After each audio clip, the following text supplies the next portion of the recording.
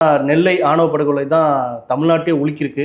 இப்போ அவங்களோட காதலி வந்து ஒரு காணொலி வெளியிட்டிருக்காங்க. நாங்கள் உண்மையாக காதலிச்சோம், ஆனால் எங்கள் பெற்றோருக்கு இதுக்கு சம்மந்தம் கிடையாது அப்படின்ற மாதிரி ஒரு காணொலி வெளியிட்டிருக்காங்க. அதை எப்படி பார்க்குறீங்க? இப்போது சுபாஷினி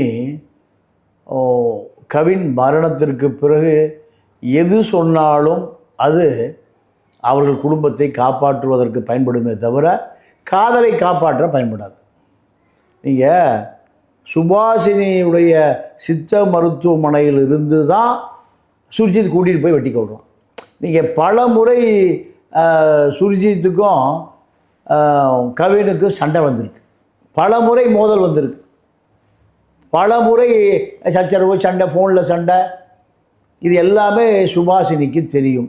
தெரியாதுன்றாங்களே. இல்லை, தொடர்பு இல்லைன்ற மாதிரி. இல்லை, அதாவது நீங்கள் சுபாஷினி மருத்துவமனைக்கு தன்னுடைய தாத்தா வைத்தியம் பார்க்க கூட்டிகிட்டு வர்றார் யார்? கவின். அப்போ எப்படி தெரியாமல் இருக்கும்? அதாவது கொலை நடந்து போச்சுங்க. கொலை நடந்த பிறகு தம்பி கொலை கேஸில் உள்ளே இருக்கான்.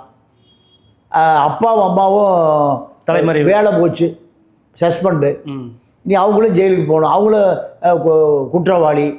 அப்போ இனி கவின் எதை சொன்னாலும் உயிரோடு வர போகிறது இல்லை.